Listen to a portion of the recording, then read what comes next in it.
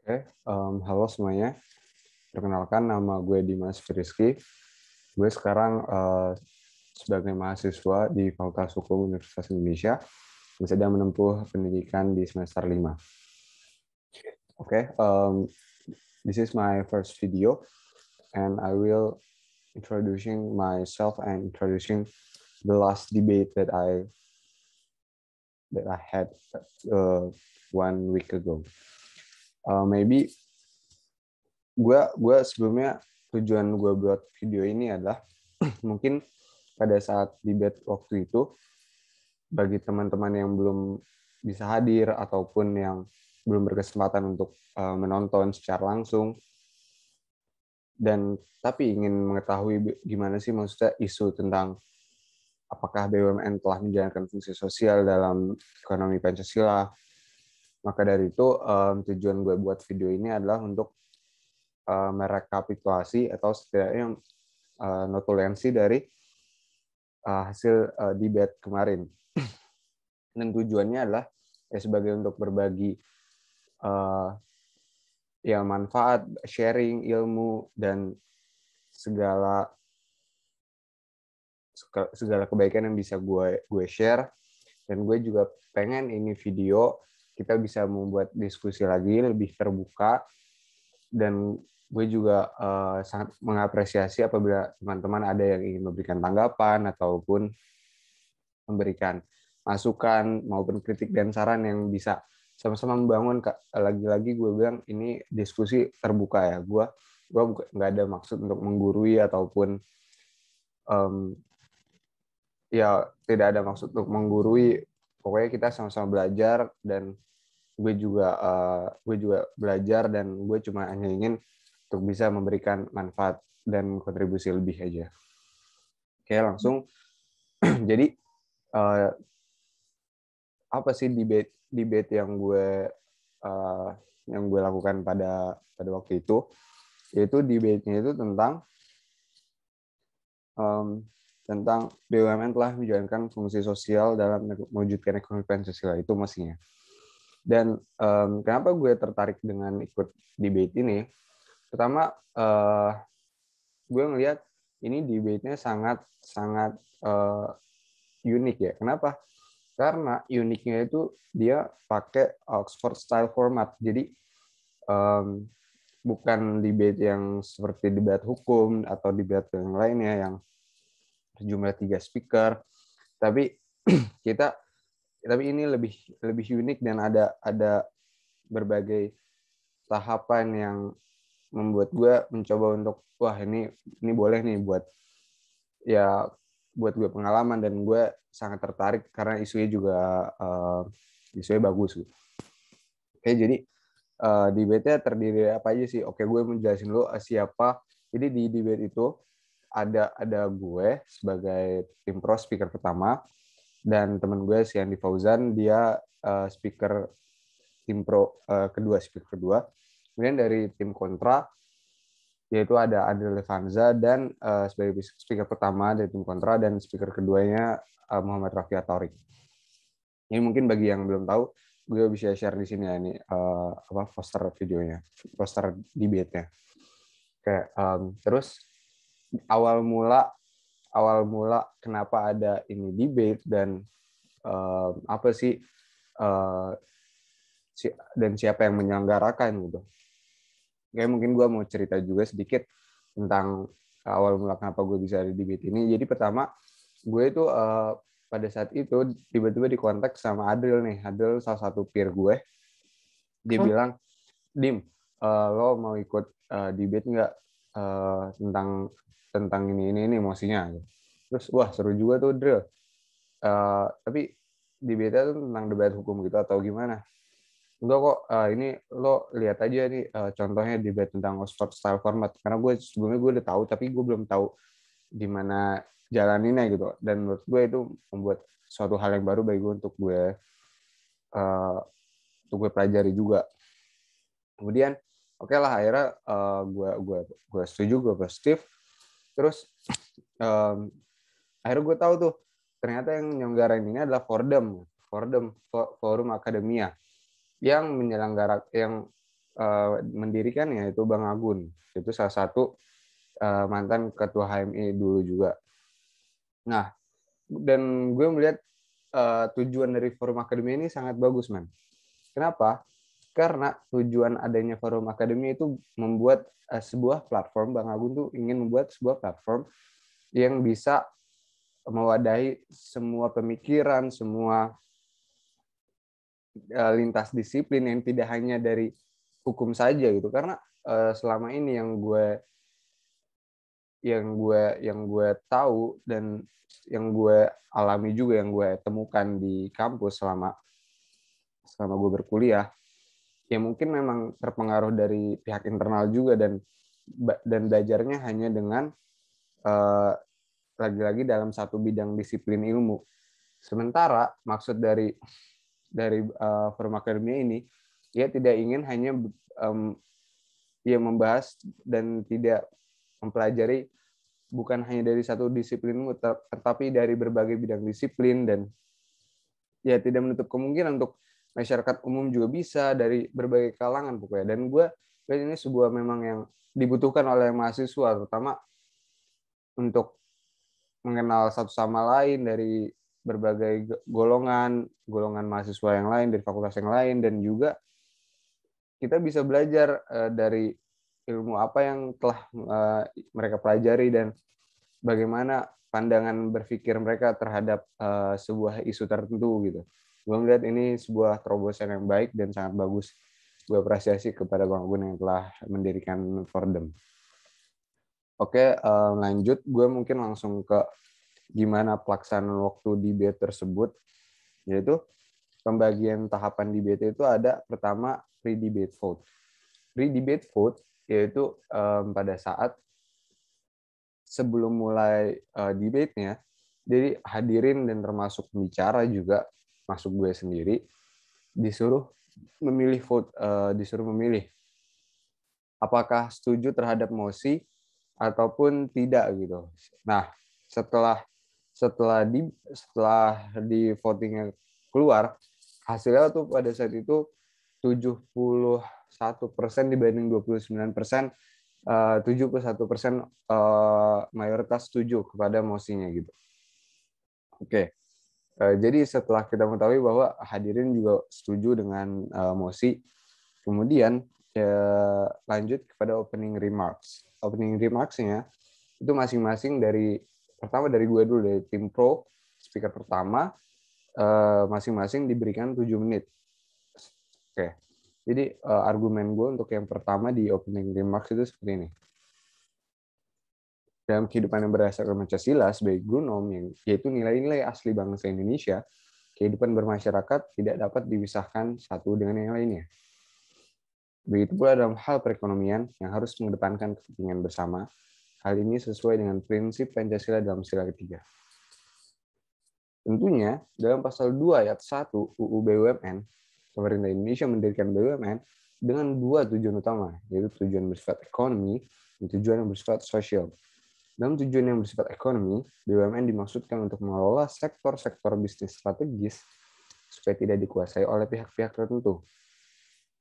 Bidang-bidang usaha yang menyangkut hajat hidup orang banyak, sebagaimana diamatkan dalam pasal 33 UUD 1945, seharusnya dikuasai oleh BUMN. Tujuan BUMN yang bersifat sosial, apa aja sih? Yaitu yang pertama, dapat dicapai melalui penciptaan lapangan kerja. Kemudian serta untuk membangkitkan upaya perekonomian lokal. Upaya-upaya tersebut dapat dicapai hanya dengan mengikut sertakan masyarakat sebagai mitra kerja dalam mendukung kelancaran proses kegiatan usaha. Hal inilah yang sejalan dengan program pemerintah untuk memberdayakan usaha kecil, menengah, dan koperasi, yang terutama berada di sekitar lokasi BUMN. Dengan adanya kehadiran BUMN di sekitar masyarakat, maka peningkatan kesejahteraan masyarakat pun meningkat. Tentunya, dasar hukum yang telah tertuang dalam konstitusi kita, yaitu pasal 33 UUD NRI 1945, sudah menjamin kesejahteraan masyarakat melalui BUMN ini. Oke, gue pengen jelasin isi dari pasal 33 UUD NRI 1945 apa aja, biar kita semua memiliki dasar hukum yang kuat. Pertama, perekonomian disusun sebagai usaha bersama berdasar atas asas kekeluargaan. Si asas kekeluargaan, red line. Kedua, cabang-cabang produksi yang penting bagi negara dan yang menguasai hajat hidup orang banyak dikuasai oleh negara. Menguasai hajat hidup orang banyak harus dikuasai oleh negara. Tiga, bumi, air, kekayaan alam terkandung dalamnya dikuasai oleh negara dan dipergunakan untuk sebesar-besar kemakmuran rakyat. Keempat, perekonomian nasional diselenggarakan berdasar atas asas demokrasi ekonomi dengan prinsip kebersamaan, efisiensi berkeadilan, berkelanjutan, berwawasan lingkungan, kemandirian, serta dengan menjaga keseimbangan kemajuan dan kesatuan ekonomi nasional. Ya, isi pasal 33 sudah menjamin kepastian hukum terhadap perekonomian disusun bersama berdasar atas asas kekeluargaan dan cabang-cabang produksi yang penting bagi negara dikuasai oleh negara, yang penting dan menguasai hajat hidup orang baik dikuasai oleh negara. Jika sistem ekonomi liberal yang diterapkan, maka hal-hal itu semua tidak akan dapat dijamin oleh negara gitu. Di mana asas kekeluargaannya jika semuanya berdasarkan sistem pasar? Di mana asas di mana yang menguasai hajat hidup orang baik cabang-cabang produksinya? Orang-orang yang tidak akan kebagian, orang-orang kecil, jika tidak ada yang negara yang mengatur sebagai penengah. Maka siapa yang bertanggung jawab terhadap itu apabila sistem ekonomi liberal yang menjalankan tersebut tidak akan bisa? Ini tentunya merupakan sebuah langkah bagus, sebuah pemikiran yang sangat bagus oleh para founding fathers kita, founding fathers bangsa Indonesia, bahwa Indonesia tidak hanya ingin untuk Indonesia maju, tetapi juga ingin mensejahterakan rakyat berdasarkan asas kekeluargaan yang telah sesuai dengan Pancasila. Oleh karena itu, kenapa dari awal gue udah sebutin Pancasila sebagai guru norm yang menurunkan dengan sila ketiga bahwa perekonomian harus berdasarkan kepentingan bersama. Nah, kemudian dalam pasal 2 ayat 1 UU BUMN sendiri sudah dijelaskan bahwa maksud dan tujuan pendirian BUMN adalah A. Memberikan sumbangan bagi perkembangan perekonomian nasional pada umumnya dan penerimaan negara pada khususnya. B. Mengejar keuntungan. C. Menyelenggarakan kemanfaatan umum berupa penyediaan barang dan atau jasa yang bermutu tinggi dan memadai bagi pemenuhan hajat hidup orang banyak. D. Menjadi perintis kegiatan-kegiatan usaha yang belum dapat dilaksanakan oleh sektor swasta dan koperasi. Menjadi perintis kegiatan-kegiatan usaha yang belum dapat dilaksanakan oleh sektor swasta dan koperasi. Jika ada kegiatan sektor usaha yang merupakan kebutuhan dasar bagi manusia, bagi rakyat, namun dilihat oleh privat ini tidak menghasilkan keuntungan yang besar atau kerugiannya ya justru hanya merugi, maka siapa yang akan menghasilkan kegiatan usaha tersebut jika bukan negara? Padahal itu sebuah kebutuhan dasar bagi manusia apabila tidak ada yang mengusahakannya. Dan yang terakhir yang paling penting, turut aktif memberikan bimbingan dan bantuan kepada pengusaha golongan ekonomi lemah, koperasi, dan masyarakat. Jika sistem ekonomi liberal yang diterapkan, siapa yang akan bertanggung jawab untuk membantu sektor-sektor ekonomi lemah, membantu pengusaha golongan ekonomi lemah, UMKM, koperasi? Mereka tidak akan bertanggung jawab akan hal itu karena mereka sudah sibuk sendiri untuk bersaing dan mempertahankan dalam pasarnya sendiri. Gitu. Ini sangat penting. Oleh karena itu dasar hukum kita udah sangat kuat nih. Dasar hukum kita udah sangat kuat untuk menjamin bahwa memang BUMN telah menjalankan fungsi sosial dalam demokrasi, dalam ekonomi Pancasila. Nah, gue juga make sure manfaat secara nyata BUMN langsung. Ini gue ambil dari berbagai sumber, yaitu dari dosen ekonomi dan kompas.com. Nah, yang pertama adalah memberi kemudahan kepada masyarakat luas dalam memperoleh berbagai alat pemenuhan kebutuhan hidup yang berupa barang atau jasa. Contohnya Bulog, PLN, Pertamina, yang sangat dekat dengan kehidupan masyarakat. Secara langsung, keberadaan BUMN ini tentu sangat membantu masyarakat kita, sebab hampir rata-rata yang disalurkan adalah kebutuhan primer yang dibutuhkan, benar-benar dibutuhkan dalam kehidupan sehari-hari. Dan yang kedua, membuka dan memperluas kesempatan kerja bagi penduduk angkatan kerja. Lihat, BUMN hadir di semua lini sektor.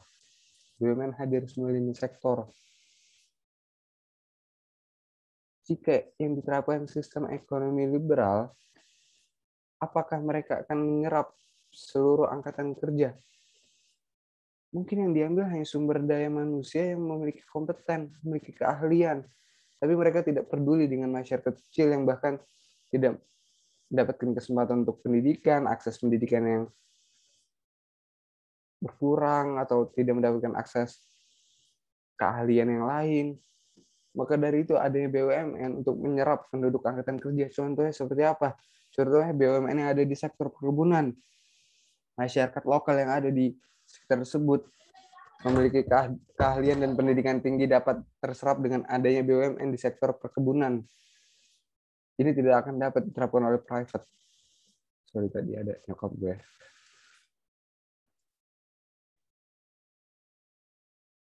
Yang ketiga, mencegah monopoli pasar atas barang dan jasa yang merupakan kebutuhan masyarakat banyak oleh sekelompok pengusaha swasta yang bermodal kuat. Lihat, kalau tidak ada BUMN dan semua sistem ekonomi pasar, maka ada pengusaha yang bisa dan dia bermodal kuat bisa memonopoli pasar. Dan kita lihat apabila produk yang dimonopoli tersebut kebutuhan pokok yang amat penting bagi rakyat, dan dia menentukan harga, dia menentukan jumlah produksi, maka siapa yang bertanggung jawab untuk memastikan bahwa mereka juga ikut andil dalam mendapatkan haknya tersebut jika bukan BUMN? Lihatlah dampak yang begitu besar apabila sistem ekonomi liberal seperti tim kontra yang mendukung konsepnya tersebut. Yang keempat, meningkatkan kuantitas dan kualitas produksi komoditi ekspor sebagai sumber devisa, baik migas maupun non-migas. Oke, langsung aja mungkin gue yang kelima. Menghimpun dana untuk mengisi kas negara yang selanjutnya dipergunakan untuk memajukan dan mengembangkan perekonomian negara. Lihat deh, kalau BUMN untung, maka pendapatan tersebut langsung masuk ke kas negara. Masuk ke kas negara, baik lagi kepada masyarakat. Karena dipergunakan untuk sebesar-besar kemakmuran rakyat. Lihat di konstitusi. Nah, kalau sistem ekonomi liberal yang diterapkan, maka keuntungan tersebut ya hanya untuk mereka. Jadi golongan yang bermodal kuat yang hanya akan mendapatkan keuntungan sebesar-besarnya, tapi tidak akan memberikan kepada masyarakat kembali. Tidak ada untungnya kepada masyarakat kalau sistem ekonomi liberal diterapkan. Oke, gue lanjut. Gue pengen membahas tentang filosofi apa sih badan usaha. Gue pengen tahu nih biar kita juga semua paham konsep badan usaha. Badan usaha secara umum diartikan sebagai perusahaan atau gabungan perusahaan yang berdiri sendiri dengan tujuan mencari keuntungan atau laba. Karena tujuannya mencari laba, maka konsep badan usaha dalam perekonomian Indonesia dinilai sebagai kebulatan ekonomis. Badan usaha fokus pada cara menghasilkan barang dan jasa secara efektif dan efisien untuk mendapatkan keuntungan sebaik-baiknya dan juga untuk kesejahteraan masyarakat. Tentunya pasti badan usaha konsepnya mencari laba, mencari keuntungan sebaik-baiknya. Tapi apa yang membedakan dengan sistem ekonomi pasar? Yang membedakan adalah bahwa BUMN sebagai badan usaha milik negara juga menjamin memberikan kesejahteraan bagi masyarakat. Tidak hanya untuk kepentingan badan usaha tersebut badan usaha sendiri, tidak hanya untuk segelintir kelompok, segelintir golongan. Itulah yang membedakan dengan sistem ekonomi pasar. Nah, dan gue juga mau ngasih tahu lagi apa bahayanya apabila BUMN atau badan usaha semuanya diprivatisasi. Gue jelasin. Susunan pemilikan saham akan berubah sih. Kalau misalkan sistem ekonomi pasar yang diterapkan, BUMN pasti diprivatisasi dengan susunan kepemilikan saham yang tadi ada di negara berubah sehingga dapat mempengaruhi kebijakan perusahaan. Kebijakan perusahaan akan berubah karena pengontrol atau pengendali perusahaan tersebut bukan lagi negara. Perubahan pemilikan saham ini menyebabkan pelayanan kepada masyarakat menjadi berorientasi pada keuntungan lagi. Tidak berdasarkan asas kekeluargaan seperti yang diamanatkan dalam pasal 33 UUD 1945. Khususnya apabila dan yang terpenting lagi di sektor yang menguasai hajat hidup orang banyak. Apabila semua diprivatisasi, ini sangat besar, bro. Bahaya yang sangat besar. Sektor yang menguasai hajat hidup orang banyak dipegang oleh golongan tertentu. Mereka yang menguasai. Lu bakal susah mendapatkan akses terhadap kebutuhan dasar, bro. Nggak akan bisa hidup kalau misalkan lo nggak memenuhi kebutuhan dasar tersebut. Mungkin iya ada, tapi dengan harga yang sangat tinggi apabila menguasai hanya satu perusahaan yang hanya menguasai oleh pengusaha yang kuat dan yang bertahan hidup hanya orang-orang yang memang mampu akan membeli barang-barang mahal tersebut. Gitu. Nah, itu di opening remarks di gue. Kemudian lanjut opening remarks-nya dari tim kontra. Tim kontra Adil bilang pokoknya dia bilang menjelaskan bahwa BUMN itu selalu mengalami kerugian. Lihat deh, Waskita mengalami kerugian, Bulog mengalami kerugian. Terus dijelasin bahwa negara itu terlalu memonopoli kepada BUMN. Mungkin dia nggak paham penguasaan BUMN ya. Jadi gue pengen ngejelasin nih, ini lucu juga nih. Si Adil bilang negara terlalu memonopoli BUMN gitu. Drill. Ini gue bilang pada saat debate juga. Lo paham gak sih? Kalau udah ada putusan MK yang mengartikan atau menginterpretasikan penguasaan negara, arti dari menguasai negara itu apa? Nah, sama kenapa BUMN negara terlalu monopoli BUMN gitu. Ya karena BUMN dari kepemilikan saham 51% itu yang menguasai negara. Jadi lu sendiri gagal paham gitu. Tali fatal, logik lu fatal kalau lo bilang negara terlalu monopoli kepada BUMN.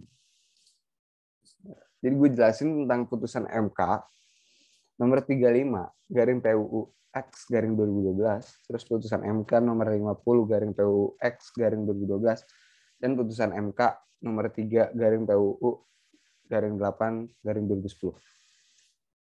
Gue jelasin latar belakangnya dulu kenapa hadir putusan MK ini. Hak menguasai negara selanjutnya yang disebut dengan HMN di setiap rezim itu beda-beda dimaknainya. Nah, oleh karena itu, pemaknaan hak menguasai negara sendiri itu bertolak belakang dari semangat dan tujuan pada awalnya. Dari zaman kolonial, rezim Orde Lama dan Orde Baru, menempatkan negara pada posisi yang hampir sama, yaitu sebagai penguasa tertinggi atas tanah dan sumber daya alam. Itu pada zaman dahulu tuh kayak gitu. Terlalu baru argumen lu pas di situ. Nah, justru MK yang hadir mewakili semangat zaman reformasi, berupaya mengubah tatanan tersebut dengan menempatkan negara bukan lagi sebagai pemilik atas tanah dan sumber daya alam, melainkan sebagai pengatur dan pengawas penguasaan tanah dan sumber daya alam, bro. MK memandang bahwa HMN ini lebih merupakan hak publik, bukan merupakan hak privat. Di negara tidak hanya untuk menguasai dalam kepemilikan, tapi ini merupakan hak publik. Gitu, jadi menjawab.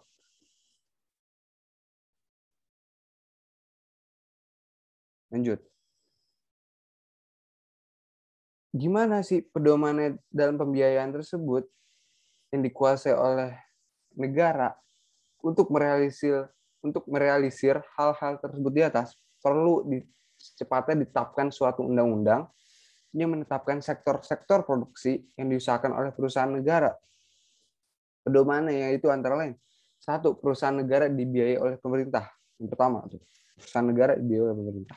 Kedua, apabila pemerintah tidak mempunyai cukup dana untuk membiayai, maka dapat diadakan pinjaman-pinjaman dalam dan luar negeri yang tidak mengikat. Ketiga, apabila dengan 1 dan 2 belum mencukupi, maka bisa diselenggarakan bersama-sama dengan modal asing atas dasar production sharing. Misi production sharing yang menemukan Indonesia, menemukan Insinyur Soekarno. Production sharing, sistem bagi hasil, itu merupakan penemuan yang terbesar bagi Indonesia dan memberikan manfaat secara nyata. Hasilnya bahkan sampai Malaysia pun yang meniru sistem production sharing ini berhasil membuat Petronas menjadi perusahaan multinational company, jadi multinational company yang maju di dunia internasional, seluruh negara. Padahal kita yang menemukan tuh skema production sharing. Pinjaman dan kerjasama dengan luar negeri harus terlebih dahulu mendapatkan persetujuan dengan DPR. Tentu, pinjaman dan kerjasama dengan luar negeri harus mendapatkan persetujuan. Menguasai atau penguasaan oleh negara yang termuat dalam pasal 33 tidak dapat ditafsirkan secara khusus dan menjelaskan. Itu pedomannya. Jadi, yang tiga, apabila dengan 1 dan 2 belum mencukupi, maka bisa diselenggarakan bersama-sama dengan modal asing atas dasar production sharing. Jadi yang dibilang dengan Adril bahwa negara terlalu monopoli terhadap BUMN, enggak, karena buktinya bisa dalam pedomannya, dan kita telah mengetahui juga bisa bekerjasama dengan modal asing yang sistem production sharing, dan ini sering diterapkan di berbagai sektor, terutama dari sektor migas gitu, dan di sektor bidang industri yang lainnya. Nah, gue juga mau, jadi kesimpulannya, sehingga makna penguasaan jika diartikan secara etimologis merupakan proses, cara, perbuatan, menguasai, atau mengusahakan. Mengingat kata penguasaan lebih luas cakupan daripada kata menguasai, jika dihubungkan dengan konteks hak menguasai negara mengandung makna bahwa negara menguasai serta mengusahakan sumber daya alam dengan segala potensi yang ada di dalamnya. Jadi, negara mengusahakan itu juga masuk ke dalam pemaknaan dari penguasaan. Karena tadi, secara etimologis, proses, cara, perbuatan menguasai atau mengusahakan. Negara boleh melalui BUMN melakukan usaha. Oke. Terus mengenai argumentasi yang selalu ditanyakan terhadap, mungkin gue mau langsung aja kali ya, biar gue mau langsung ke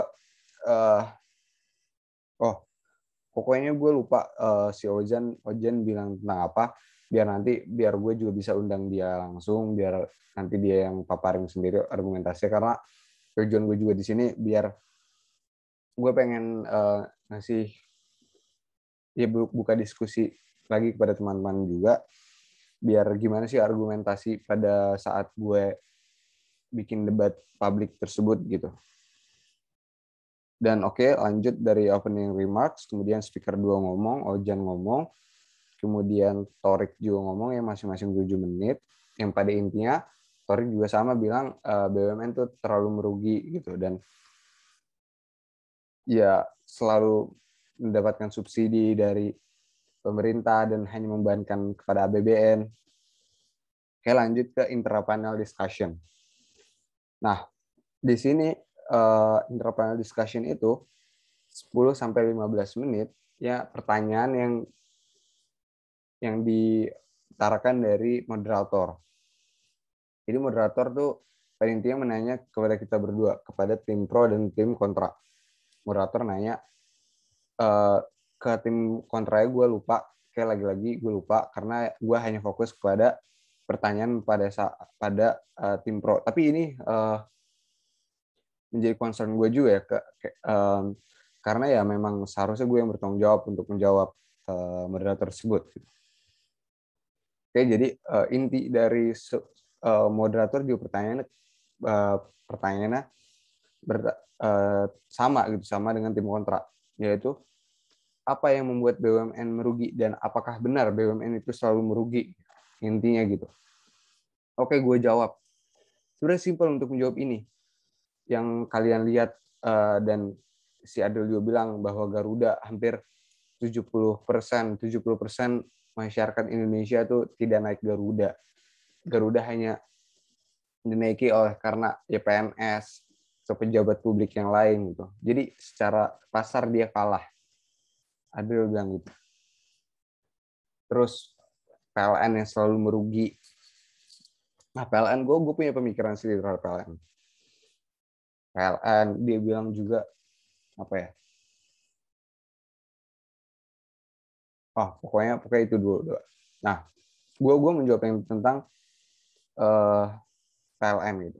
Kalau Garuda nanti ini jawaban yang masuk ke yang gampang yang tadi gue bilang. Nah, kalau PLN kenapa gue bilang padahal dia udah monopoli tapi tetap merugi. Oke. Gue paham memang konsep dari sebuah perusahaan monopoli gitu. Memang dia labanya pasti laba normal dan cenderung merugi. Memang. Correct me if I'm wrong, tapi seingat gue itu. Nah, terus tapi kenapa sih dengan PLN merugi ini? Gue ngelihatnya tuh bukan sebagai sebuah hanya dilihat dari keuntungan semata, tapi lihat men, satu perusahaan aja yang ngurus kelistrikan di Indonesia, ya Indonesia yang negara agraris, negara maritim, pulaunya banyak, menghubungkan dari Sabang sampai Merauke listrik, nggak semudah itu gitu. Itu butuh satu sistem yang mengatur semuanya menjadi mudah. Jadi menurut gue ya sebagai gampang aja untuk mengatur bahwa kesatuan sistem listrik yang dipakai oleh PLN sendiri gitu. Jadi tidak adanya dari bidang usaha lain atau dari pengusaha lain, atau bahkan parahnya nih, karena gue lihat kita aja nih, sorry to say, gue juga masih lihat listrik masih ada, memang yang kabel tapi at least sudah ada yang bagus. Tapi masih ada, kita lihat masih ada kesalahan bahwa kabelnya juga masih berantakan gitu. Nah, apalagi itu baru satu sistem. Apalagi coba nanti banyak pengusaha pasar yang terbuka, banyak pengusaha bisa masuk untuk memperjualbelikan listrik. Bahkan dari bidang sektor rumah tangga juga menghasilkan listrik, misalnya dibuat PLTU atau pembangkit listrik yang lain di lahan yang memang tidak semestinya, misal dia bikin di belakang rumahnya atau di samping rumahnya. Lihat deh, dampaknya yang begitu besar dengan pertama lingkungan, menghasilkan polusi lingkungan, merusak lingkungan, polusi suara, polusi udara, polusi air kalau dia bikin PLTA. Lu mau sebelah rumah lu atau enggak lu lagi tidur atau ya lu lagi melakukan kegiatan keberisikan gara-gara pembangkit listrik yang dia buat. atau dengan cara-cara yang lain untuk menghasilkan listrik agar dia dapat memperjualbelikan listrik tersebut. Gitu, gue ngelihatnya sebagai itu. Nah, untuk kenapa tadi Pertamina merugi atau BUMN yang lain merugi, nah ini gue jawabnya gampang. Coba buka PP 72/2016 tentang perubahan atas peraturan pemerintah nomor 44 tahun 2005 tentang tata cara penyertaan dan penatausahaan modal negara pada badan usaha milik negara dan perseroan terbatas. Dalam pasal 2 ayat 2 disebutkan bahwa dalam hal kekayaan negara berupa saham milik negara pada BUMN, sebagaimana dimaksud dalam pasal 2 ayat 2, pasal 2 ayat 2 huruf D, menjadikan penyertaan modal negara pada BUMN lain, sehingga sebagian besar saham dimiliki oleh BUMN lain. Maka BUMN tersebut menjadi anak perusahaan BUMN dengan ketentuan negara wajib memiliki saham dengan hak istimewa yang diatur dalam anggaran dasar. Bingung kan? Bingung loh. Jadi dia gini, dasar hukum dari ADPP 72/2016 pasal 2 ayat 2 yaitu sebagai holdingisasi perusahaan. Apa sih holdingisasi perusahaan? Ya, yang tadi. Oke, jadi yang tadi yang dijelaskan bahwa BUMN yang sebagian besar sahamnya dimiliki oleh BUMN lain, maka menjadi anak perusahaan. Nah, itu yang kalian harus pahami juga. Nah, tapi gue mau jelasin lagi biar lebih gampang. Maksudnya holdingisasi BUMN apa sih itu? Jadi, kan di saham negara nih, pada suatu BUMN, kan BUMN ada saham nih. Gini, gampangnya gini. Di BUMN kan ada saham. Nah, saham negara tersebut yang dijadikan penyertaan modal dikategorikan sebagai aset-aset negara lainnya yang ada di dalam APBN. Gitu. Jadi, ini dijelasin bahwa dalam pasal 2 ayat 2 huruf D, di dalam penjelasannya, PP 44 tahun 2005 disebutkan bahwa dalam hal aset-aset negara lainnya tersebut belum dimasukkan dalam APBN, maka prosesnya dilakukan melalui mekanisme APBN, yaitu pencatatan aset dimaksud dalam APBN sebagai penerimaan dan sekaligus dikeluarkan sebagai penyertaan modal negara, PMN. Nah, jadi memang aset-aset negara tersebut dimasukkan sebagai penyertaan modal negara PMN, dikategorikan dalam APBN. Kemudian dalam konteks pengalihan inbranch, ini holdingisasi nih ya. Dalam konteks pengalihan inbranch saham untuk pembentukan holding selama ini, pemerintah tidak lagi melakukan mekanisme APBN yang mencatat sebagai penerimaan dan dikeluarkan sebagai PMN. Nggak lagi kayak gitu. Karena pada saat awal negara melakukan penyertaan modal nih, PMN, yang kemudian berubah menjadi saham yang akan dialihkan, saham yang udah ada di suatu perusahaan misalkan, terus dialihkan nih kepada BUMN lain, itu sudah melalui APBN, sehingga statusnya menjadi kekayaan negara dipisahkan. Jadi bukan lagi melalui sistem APBN, tapi melalui kekayaan negara yang dipisahkan gitu. Saham yang sudah ada yang dialihkan tersebut jadi kekayaan negara yang dipisahkan. Nah, dalam penjelasan pasal 4 UU BUMN dijelasin bahwa KND atau kekayaan negara yang dipisahkan adalah kekayaan negara yang dipisahkan dari APBN untuk dijadikan penyertaan modal yang selanjutnya pembinaan dan pengelolaannya tidak lagi berdasarkan pada sistem APBN sih. Namun pembinaan dan pengelolaannya tunduk pada prinsip-prinsip perusahaan yang sehat. Nah, jadi kalau lihat BUMN yang menurut lo tadi rugi-rugi tersebut sampai sekarang gitu, kalau dia sampai sekarang masih ada, apakah dia merugi? Kalau dia rugi, dia udah nggak akan bertahan sampai sekarang. Tapi bukti ya, sampai sekarang pada bertahan kan? Nah, makanya itu, yang BUMN tadi telah dialihkan tersebut, sahamnya, itu udah bukan pada mekanisme APBN lagi, bos. Tapi pembinaan dan pengelolaannya tunduk pada prinsip-prinsip perusahaan yang sehat. Dan mereka harus tunduk pada prinsip-prinsip perusahaan yang sehat, tentunya harus menghasilkan keuntungan agar mereka juga bisa survive. Begitu aja. Nah, oke. Jadi pertanyaan dari intrapanel discussion udah kelar. Kemudian ada Q&A and audience, Q&A dari audience. Nah, ini lucu nih. Jadi ada audiens namanya Lawrence Daniel, dia bilang gini, dia bilang oke, saya setuju, memang dilihat dari data bahwa masyarakat kita tuh sudah statusnya yang tadinya dari status masyarakat miskin, kata dia, sudah memang meningkat gitu. Yang tadinya ke status masyarakat rentan miskin. Tapi kata dia, meningkatnya hanya dari miskin ke rentan miskin gitu. Menurut dia jadi BUMN tuh belum menjalankan fungsi sosialnya, karena dia bilang ya kalau tetap miskin, dia bilang itu sama-sama miskin dan ya, belum menjalankan fungsi sosial dengan baik, dia bilang gitu. Nah, gue lucu kayak gitu. Dan kenapa gue lucu? Karena Adriel yang padahal dia tim kontra, tapi dia bisa sependapat sama gue dan bahkan dia menambahkan ada argumen gue sendiri. Dia jadi padahal dia juga dikasih pertanyaan tuh sama audiens tersebut, tapi gue lagi-lagi hanya fokus kepada pertanyaan dari audiens tersebut kepada tim pro gitu. Nah, cuma yang gue inget itu apa, Adriel, nanti gue kasih tahu Adriel gimana sependapat sama gue, dan dia juga bahkan ngasih insight ke gue. Oh iya, ada ini gitu, ada Gini ratio yang untuk mengukur apakah ketimpangan antara pendapatan dan kependudukan di Indonesia itu telah merata atau tidak. Gitu. Jadi gue jawab gini. Ini jawaban gue yang pertama. Men, lo untuk menjadi peningkatan menuju idealisme, menuju cita-cita bangsa, menuju BUMN menjalankan fungsi sosialnya dengan baik, yang sesuai dengan sampai mendapatkan kesejahteraan masyarakat, itu butuh proses, butuh lagi-lagi butuh tahapan, butuh proses.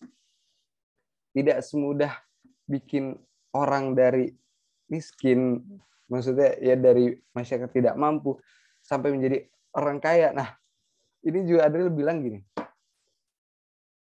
dia ya kalau lu sistem kayak gitu, dia bilang ke audiens yang nanya, dia bilang ya kalau lu pengen, karena dia bilang oke, gue baru inget, sorry gue ngomongnya rada ngelantur, rada berantakan, tapi gini, audiens ini bilang iya karena menurut gue ini kurang kurang BUMN kurang menjalankan fungsi sosial karena hanya ada 5% segelintir kelompok yang menguasai BUMN tersendiri gitu.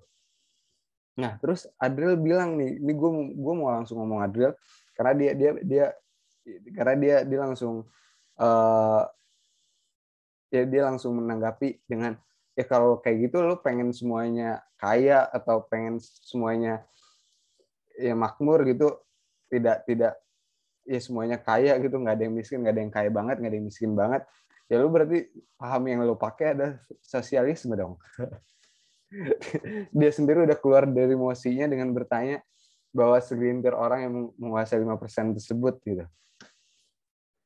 Dia pengen ya semuanya kaya gitu. Oke, itu that's a good point dari Adriel yang bahkan dia tim kontra dan gue jarang, dan gue sering diskusi sama dia, tapi gue jarang ya jarang untuk satu frekuensi gitu. Karena gue punya pemikiran sendiri, Adriel juga pemikiran sendiri. Nah, oke. Jadi lanjut ke argumen gue yang tadi. Itu butuh proses, butuh tahapan gitu. Lu lihat US, emang dia bisa baru merdeka langsung jadi negara maju. Lu bisa sampai sekarang juga masih ada masyarakat yang belum sejahtera, masih ada masyarakat miskin. Dan dia untuk jadi negara maju pun butuh waktu lama, dari 1800-an.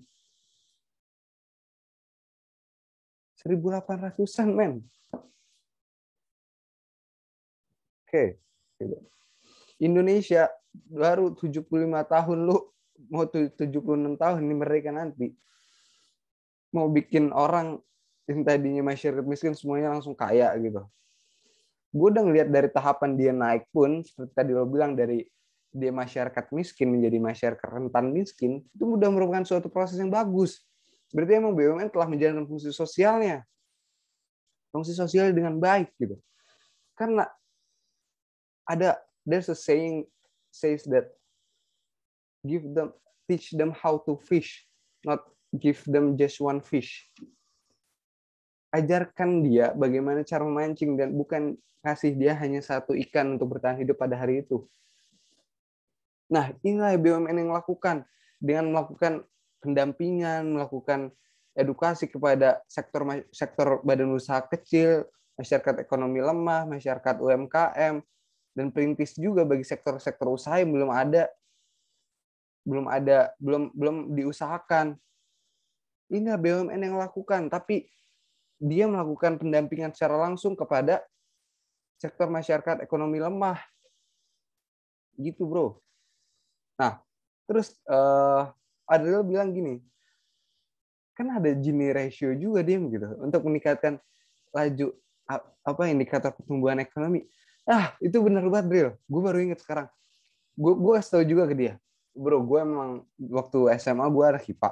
Gue pernah Olimpiade Sains Ekonomi, dan gue tahu bahwa indikator pertumbuhan ekonomi itu dari GNP dan GDP dan laju pertumbuhan ekonomi. Nih, gue lihat kasih datanya aja langsung ya, biar kita lebih seru.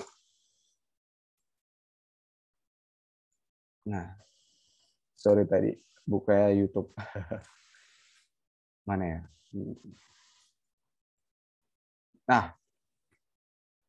Nah, indikator keberhasilan pembangunan ekonomi. Ini gue ngambil dari Kompas biar gampang dipahami aja. Bahwa indikator ekonomi itu ada 3 aspek, yaitu laju pertumbuhan ekonomi, gross national product (GNP) atau pendapatan nasional per kapita, dan GDP. Gross domestic product per kapita dengan purchasing power parity. Nah, salah satu faktor untuk menghitung laju pertumbuhan ekonomi, indikator pertumbuhan ekonomi adalah GNP, yang salah satunya untuk mengukur pendapatan nasional per kapita untuk sebagai tolak ukur kesejahteraan masyarakat. Karena tadi dia bilang dengan pertumbuhan dari masyarakat miskin ke rentan miskin tersebut belum menunjukkan kesejahteraan masyarakat. Oke, untuk menghitung bagaimana tolak ukurnya kesejahteraan masyarakat itu dari mana sih? Perlunya kita butuh data dong. Kita butuh data yang real. Nah, pendapatan nasional per kapita masih digunakan sebagai tolak ukur kesejahteraan masyarakat. Nah, semakin tinggi pendapatan nasional per kapita suatu masyarakat, maka akan semakin sejahtera masyarakatnya.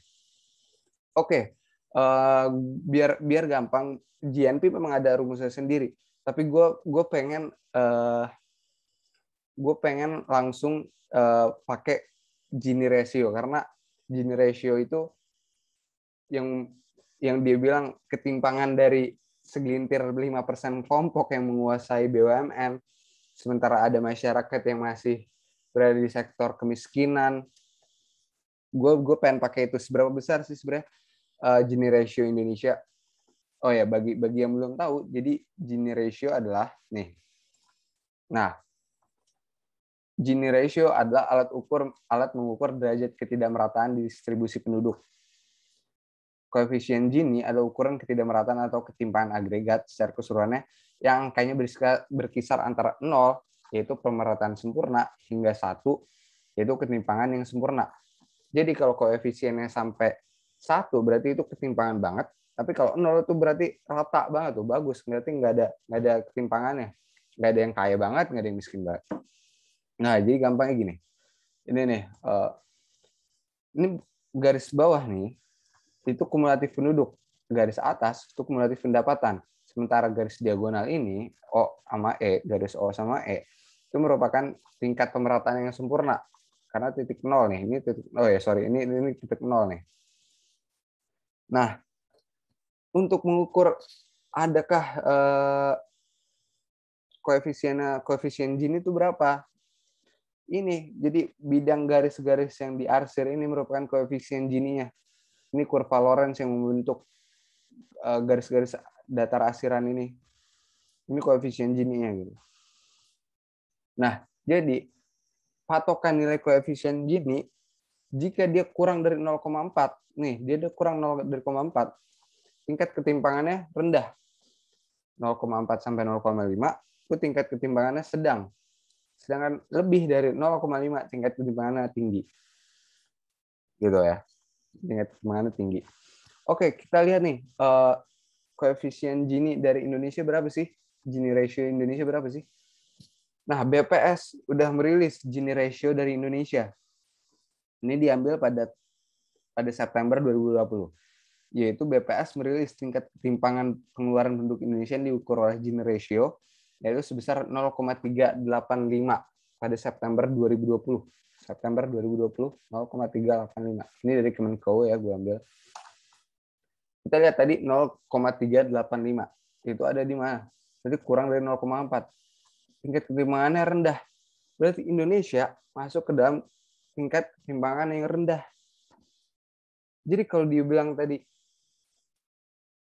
BUMN belum menjalankan fungsi sosial dengan baik, bahwa buktinya masih ada segelontar 5% golongan yang menguasai, sementara masih banyak masyarakat yang berada di tingkat kemiskinan dan hanya meningkat ke tingkat rentan miskin. Jadi ini udah dijawab dengan Gini ratio dan thanks to Adriel juga yang mengingatkan gue tentang Gini ratio. Oke, itu lucu sih. Menurut gue menarik juga. Tapi nggak apa-apa biar ngasih insight juga bagi teman-teman yang lain. Oke, gitu. Terus sekarang gue lanjut tentang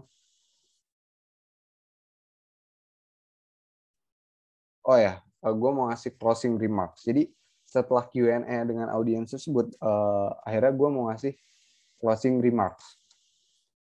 Nah, closing remarks gue apa? Jadi,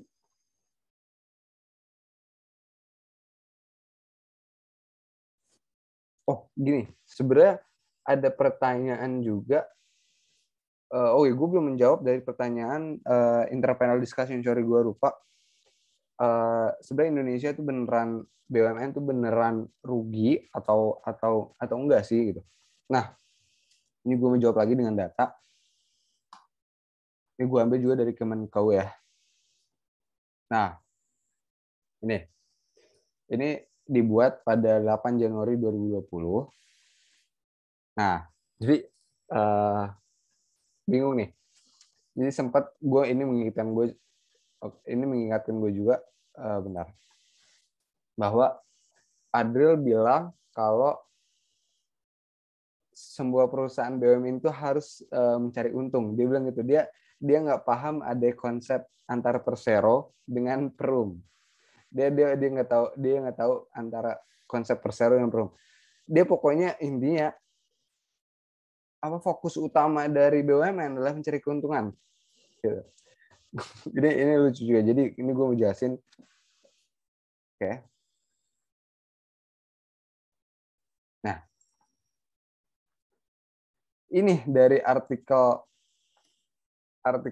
BUMN, gue cari juga di ini ya, bahwa BUMN terdiri dari Persero dan pasal 9 UU BUMN nih, UU nomor 20 ya, nomor 20, sorry berapa gue lupa. Nomor 19 tahun 2003. Ini di pasal 9 dijelaskan bahwa BUMN terdiri dari Persero dan Perum. Nah, kita lihat nih, maksud dan tujuan Persero pada pasal 12 adalah menyediakan barang yang bermutu tinggi dan bersaing kuat dan mengejar keuntungan guna meningkatkan nilai perusahaan. Nah, fokus utamanya berarti mengejar keuntungan guna meningkatkan nilai perusahaan. Nah, sementara kita lihat Perum.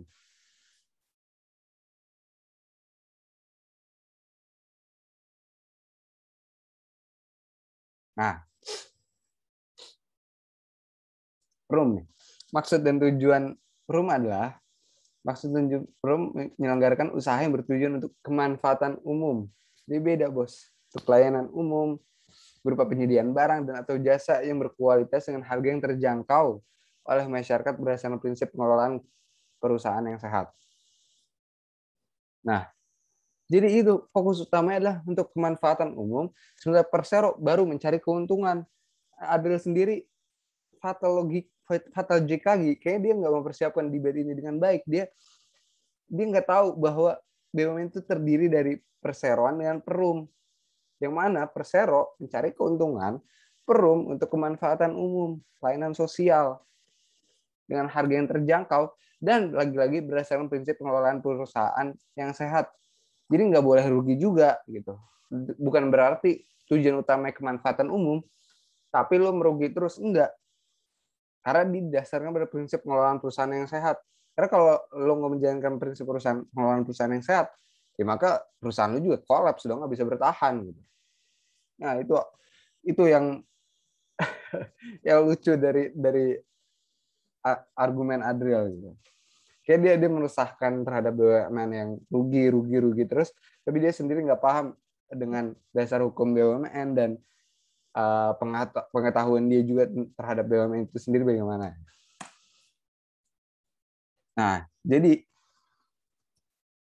terdapat dua, tadi persero dan perum ya. Kalau dulu sebelum UU 19 2003 berlaku, ada tuh perjan, namanya perjan tuh udah dihapus ya, perjan.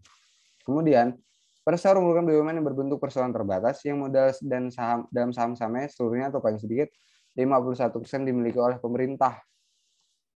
Jadi tadi ya kalau negara terlalu monopoli BUMN, lah memang saham yang menguasai pemerintah kok. Siapa kalau bukan pemerintah sebagai representasi negara untuk menguasai BUMN? Aneh. Oke, lanjut. Langsung aja gue mau jawab. Sebenarnya gimana sih di real life-nya tuh BUMN tuh berarti merugi atau untung? Gue jawab berdasarkan data aja. Dan ini data dari Kementerian Keuangan ya. Nah, pendapatan yang diperoleh BUMN terus mengalami pertumbuhan dari tahun ke tahun. Pada tahun 2015, pendapatan seluruh BUMN adalah sebesar 1.699 triliun, menjadi 2.339 triliun pada tahun 2018. Jumlah pendapatan BUMN tersebut melebihi pendapatan APBN pada tahun 2018 yang sebesar 1.894,7 triliun. Gila bro. APBN sendiri pada tahun 2018 kalah dengan keuntungan BUMN yang dari 2015 ke 2018 menjadi 2.339 triliun. APBN loh, APBN kalah sama keuntungannya BUMN yang lu bilang tadi, BUMN selalu merugi dan lain-lain. Data yang menunjukkan, ini gue udah jawab ya, data yang menunjukkan. Tapi memang tidak menutup kemungkinan, Kemenko bilang sendiri, masih terdapat 12 BUMN yang merugi, antara lain yaitu PT Krakatau Steel, Perum Bulog, Dirgantara Indonesia, PAL Indonesia, PT Dok, Perkapalan, Koja Bahari, Sanghyang Seri, dan Indo Farma. Nah, namun penyebab terjadi kerugian BUMN tersebut adalah antara lain pembatalan kontrak, pembatalan kontrak dan order yang tidak mencapai target, meningkatkan beban keuangan, beban administrasi atau umum, dan inefisiensi. Memang diakui oleh Kementerian Keuangan masih ada inefisiensi. Tapi kerugian yang lain tidak hanya disebabkan oleh BUMN tersebut itu sendiri. Jadi sistemnya itu sebenarnya nggak salah. Karena normatif kita good intentions dari founding fathers dengan membuat konstitusi pasal 33 dengan UU BUMN dengan maksud dan tujuan pendirian BUMN sendiri. Itu udah bagus.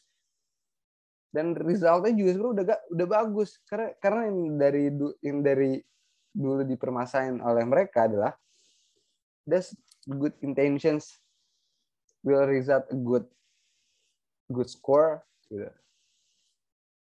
Tapi hasil data yang menunjukkan kalau hasilnya memang bagus.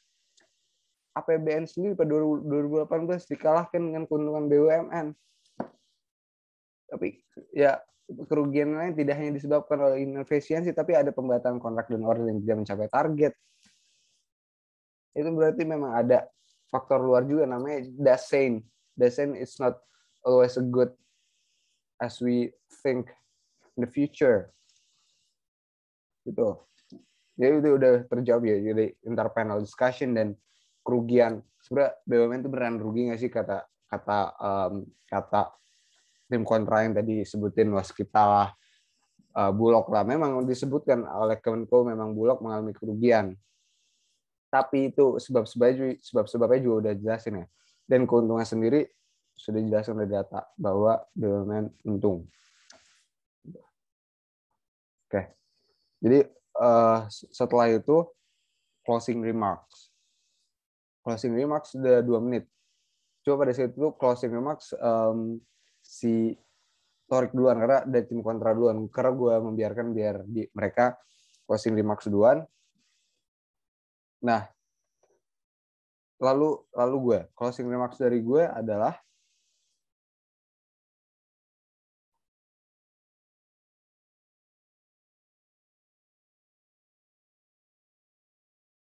oh ya, sebelum gue closing remarks, gue juga pengen ngasih tahu bahwa BUMN yang dibilang oleh tim kontra, disebutkan tim kontra, sistemnya tuh nggak bagus. Kenapa? Ini gue jawab nih. Ini ada dari direksi Good Corporate Governance harus menjalankan prinsip good corporate governance yang ada dalam pasal penjelasan pasal 5 ayat 3 UU nomor 19 tahun 2003. Gue langsung nunjukin aja datanya deh ke kalian gitu. Biar gue ngomong juga sesuai dasar hukum dan sesuai fakta. Dari pasal 5.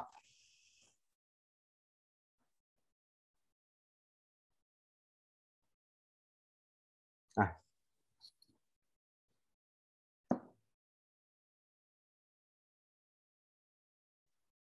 pasal 5 nih. Pengurusan BUMN dilakukan oleh direksi. Good corporate governance harus diterapkan dalam BUMN. Ini dasarnya. Direksi bertanggung jawab penuh atas pengurusan BUMN untuk kepentingan dan tujuan BUMN serta mewakili BUMN baik dalam maupun di luar pengadilan.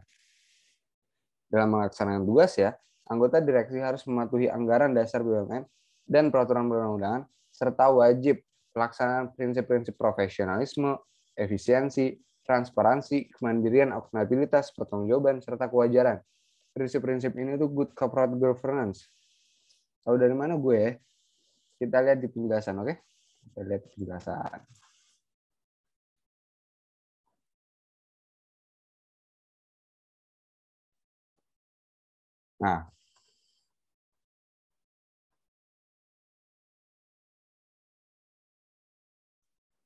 Nah, pasal 5 ayat 3.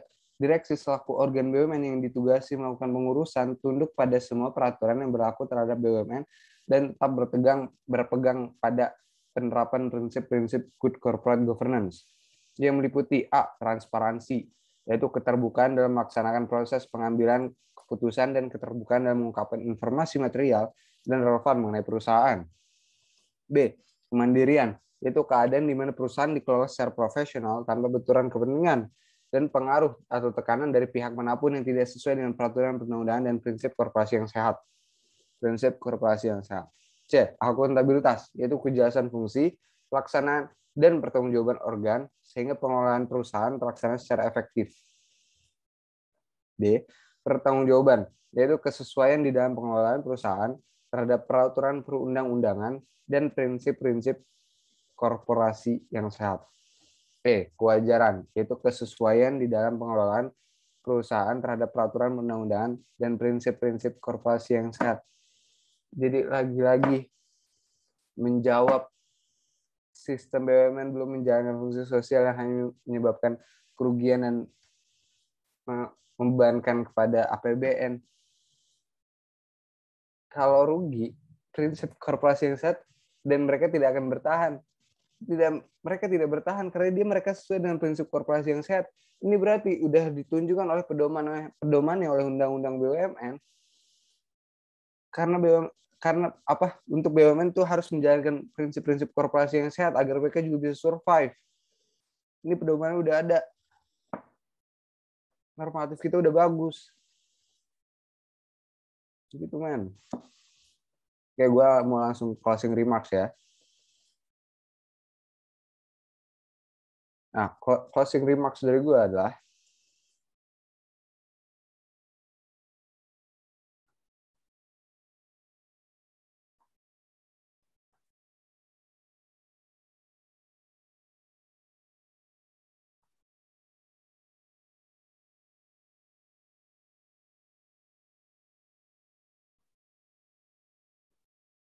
BUMN sebagai salah satu pelaku kegiatan ekonomi dan perekonomian nasional berdasarkan demokrasi ekonomi memiliki peranan penting dalam penyelenggaraan perekonomian nasional guna mewujudkan kesejahteraan masyarakat sebagaimana diamanatkan oleh UUD 1945. Fungsi dan peranan BUMN adalah sebagai penyedia barang ekonomis dan jasa yang tidak disediakan swasta, alat pemerintah dalam menata kebijakan perekonomian, sebagai pengelola dari cabang-cabang produksi sumber daya alam untuk masyarakat, sebagai penyedia layanan dalam kebutuhan masyarakat, sebagai penghasil barang dan jasa demi pemenuhan orang banyak, dan juga sebagai pelopor sektor-sektor usaha yang belum diminati pihak swasta. Apabila sektor-sektor usaha tersebut tidak diminati oleh swasta, padahal itu menyangkut kebutuhan pokok, menyangkut kebutuhan hajat hidup orang banyak, maka kita tidak akan bisa bertahan itu, padahal itu kebutuhan dasar kita sendiri. Dan juga maksud dan tujuan dari BUMN adalah memberikan pendampingan, memberikan edukasi, memperkuat usaha ekonomi lemah dan ekonomi UMKM menengah dan koperasi. Itu merupakan sebuah cita-cita yang sangat bagus dari para founding fathers kita, bangsa Indonesia, yang telah membuat BUMN tidak untuk mencari keuntungan sebaik-baiknya, tapi juga untuk menjamin kesejahteraan masyarakat sebagai sebuah peningkatan pertumbuhan ekonomi. Dan itu yang membuat BUMN telah menjalankan fungsi sosial yang sesuai dengan ekonomi Pancasila. Gitu. Mungkin itu semua yang bisa gue sampaikan dari notulensi debat publik pada waktu tersebut. Gue lupa pada saat kapan. Tapi itu maksud dan tujuan gue adalah agar gue bisa memberikan manfaat dan bisa diskusi terbuka. Karena gue melihat juga dari platform Fordham sendiri itu sebuah ide yang bagus untuk bisa belajar dari berbagai lintas disiplin ilmu, tidak hanya berdasarkan hukum sendiri, dan mengangkat isu-isu yang sedang dan demi memperbaikan Indonesia juga dengan memberikan pemikiran dan solusi yang penting tentunya juga. Gitu. Dan ini juga kenapa gue bikin video ini, karena pada saat itu gue minta kepada pihak Fordham juga agar coba debatnya di live YouTube dong Bang gitu. Terus cuma karena pada saat itu sayangnya Zoom-nya tidak mendukung untuk live YouTube, dan gue pada saat itu juga mungkin karena terlalu fokus untuk mempersiapkan argumen gue, persiapkan debatnya sendiri, jadi gue lupa untuk minta rekaman untuk direkam, karena pada saat itu debatnya juga tidak direkam. Maka ini tujuan gue untuk membuat video ini agar bisa agar manfaat dari debat tersebut, karena gue lihat ini sebuah hal yang positif, sangat baik, memberikan manfaat. Maka gue buat debat ini dan bisa memberikan kepada teman-teman yang lain untuk mengunggah pemikiran teman-teman yang lain. Dan gue sangat apresiasi bagi teman-teman yang ingin memberikan pendapat, tanggapan, serta kritik dan saran, karena menurut gue ini diskusi yang sangat-sangat terbuka bagi gue. Kita sama-sama belajar, sama-sama berbagi ilmu, dan kita sama-sama insya Allah mewujudkan Indonesia menjadi lebih baik lagi ke depannya. Gitu. Mungkin itu aja dari gue. Mungkin ke depannya gue akan mengundang entah Handi Fauzan atau Bang Album sendiri selaku owner atau founder dari Fordham, terus Adriel dan Torik gitu, dan mungkin pembicara yang lain, dan kita bisa mengangkat isu-isu yang lain juga. Insya Allah tetap dukung gue aja, dan insya Allah doakan gue biar bisa membuat diskusi terbuka yang lain. Itu aja dari gue Dimas Rizky. Terima kasih.